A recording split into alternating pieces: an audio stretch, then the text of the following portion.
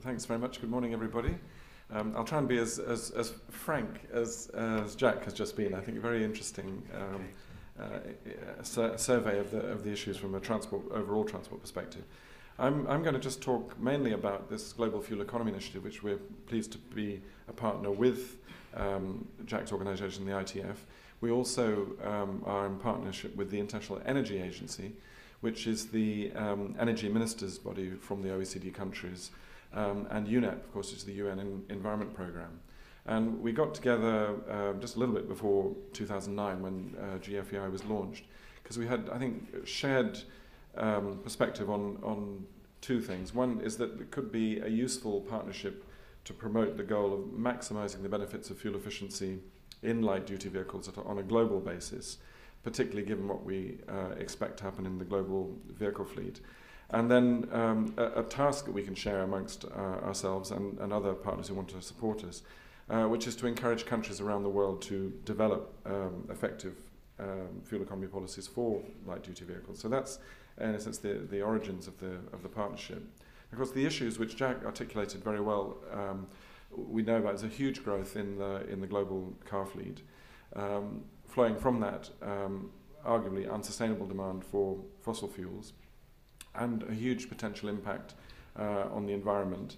Of course, there's all the air quality issues and ground level environment impacts, but of course also climate change and potential doubling of CO2 emissions from light-duty vehicles.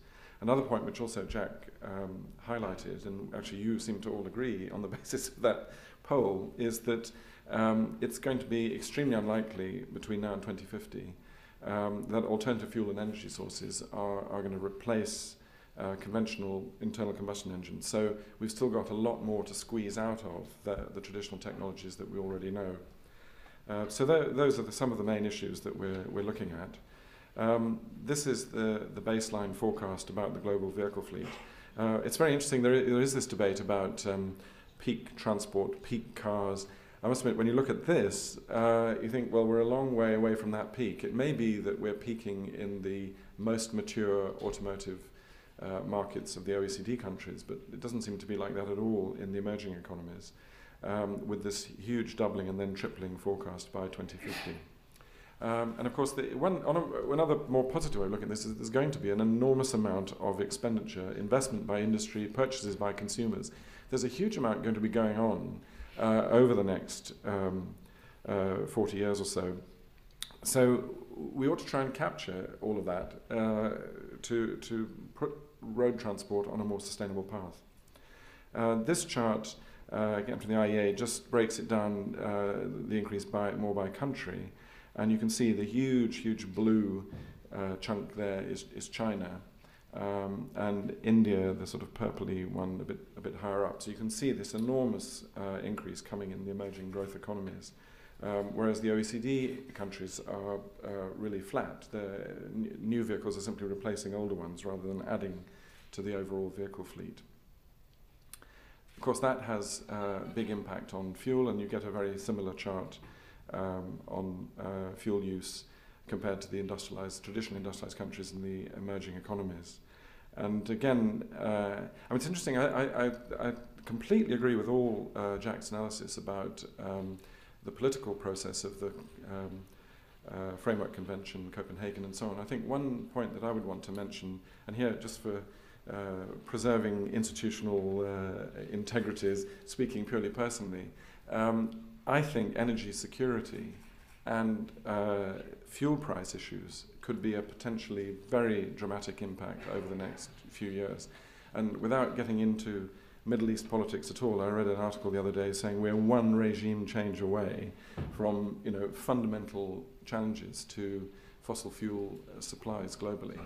One only needs to think of our dependence on Saudi Arabia when one thinks of what kind of regime change could create very dramatic results. Interesting, just yesterday, OPEC seemed to fail to agree on rather critical issues. The oil price is affected by that. The full implications of what's been happening in the Middle East over the last 12 months, it's far too early to comprehend. And I do think that we all might face very dramatic changes if oil price levels that may be the trigger to a lot of consumer behavior change, governmental change, and it may be, sadly, that a kind of economic impact like that may be far more dynamic on government action than the political process of climate change. One of the key points that brought this partnership together is that very few countries around the world have anything like fuel economy policies.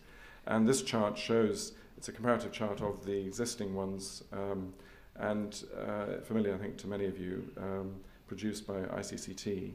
And of course it shows quite impressive aspirations and targets, some mandatory adopted by the EU and United States and Japan and so on, with a gradual convergence.